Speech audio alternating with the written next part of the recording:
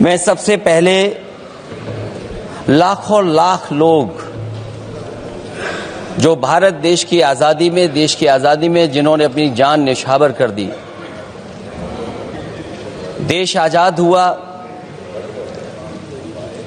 आज़ादी के बाद बाबा साहब भीमराव अम्बेडकर जी और तमाम हमारे वरिष्ठ लोगों ने इस संविधान को देने का काम किया। मैं उनको याद करने के साथ साथ जो आज 13 तारीख जिस दिन हम आप सदन में बैठे हैं, एक ऐसी घटना घटी थी, अगर उस समय सुरक्षा कर्मियों ने अपनी सूझबूझ के साथ, बहादुरी और साहस के साथ अगर उन आतंकवादियों को मुकाबला न किया होता तो हमारे देश के बहुत सारे महत्वपूर्ण नेता जो उस समय सदन में थे, न जाने क्या परिस्थिति बनती। मैं उन बहादुर जिनकी जान गई उनका याद करता हूं, वहीं श्रद्धांजलि भी देता हूं। डॉक्टर अम्बेडकर ने स्पष्ट कहा था, जो हमारे माननीय मंत्री जी ने भी सत्ता पक्ष से वो बात रखी और कहा था, संविधान कितना भी अच्छा हो, यदि उसे लागू करने वाले लोग अच्छे नहीं होंगे तो परिणाम अच्छे नहीं निकलेंगे। कैसी चर्चा संविधान की जो है बिना प्रधान की। और अब तो उपासना करने पर भी दिक्कत है, क्योंकि हर मस्जिद के नीचे मंदिर खोजने वाले तत्व इस देश को शांति से रखना ही नहीं चाहते हैं। उन्हें कानून की कोई परवाह नहीं है। मैं इस मौके पर धन्यवाद देना चाहता हूं, सुप्रीम कोर्ट का कम से कम वो फैसला आया है जहां कुछ दिनों के लिए ये पाबंदी लगाई गई। व्यक्तियों की गरिमा और देश की एकता और अखंडता को सुनिश्चित करने वाली बंधुता, ये विभाजनकारी नीतियां संविधान की प्रस्तावना के उस उद्देश्य से जरा भी मेल नहीं खाती है। व्यक्ति की गरिमा लिंचिंग से धूल दूषित हो चुकी है।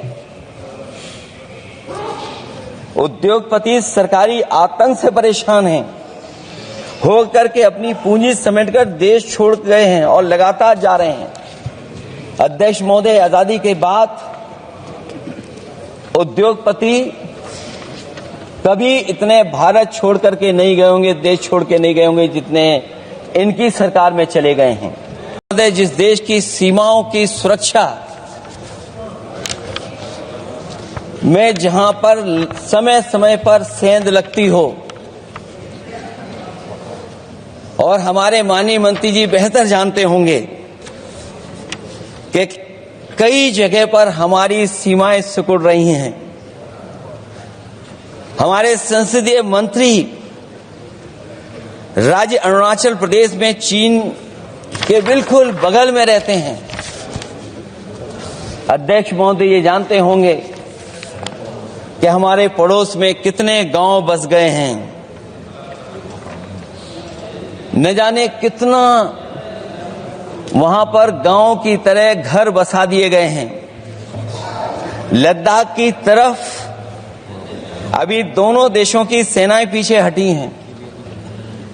हम अपनी सीमा में ही पीछे हटे हैं, और चीन जो हमारी सीमा में अंदर आ गई थी, वो हमारी सीमाओं से ही आंशिक रूप से पीछे हटी है। और अध्यक्ष महोदय, उस सीमा के पास एक रिजांगला मेमोरियल बना था। हमारे सरकार के लोग ये जानते होंगे कि जिस समय ये बात उठी लद्दाख को लेकर के, उस रिजांगला के मेमोरियल को तोड़ दिया गया।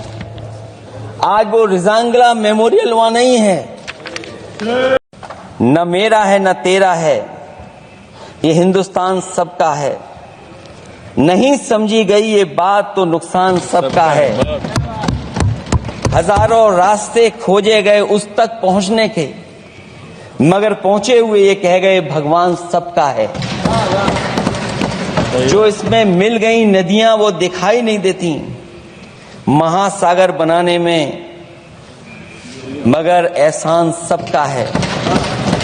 अनेकों रंग खुशबू नस्ल के फल फूल पौधे हैं, मगर उपवन की इज्जत आबरू ईमान सबका है। हमें उम्मीद है कि इस चर्चा के बाद बाबा साहब भीमराव अम्बेडकर जी का दिया हुआ संविधान को बदलने का सपना नहीं देखा जाएगा। साथ ही साथ डॉक्टर राममनोहर लोहिया जिन्होंने समाजवादी आंदोलन का रास्ता दिखाया, नेताजी ने जो संघर्ष कर करके हम लोगों को उस जगह पहुंचाया, वहीं लोकनायक जयप्रकाश जी ने इस देश को आगे बढ़ाने के लिए समय समय पर संपूर्ण क्रांति का आह्वान देकर के जागरूक किया। मैं उन सबको याद करते हुए एक बार फिर अध्यक्ष जी आपका बहुत बहुत धन्यवाद देता हूं।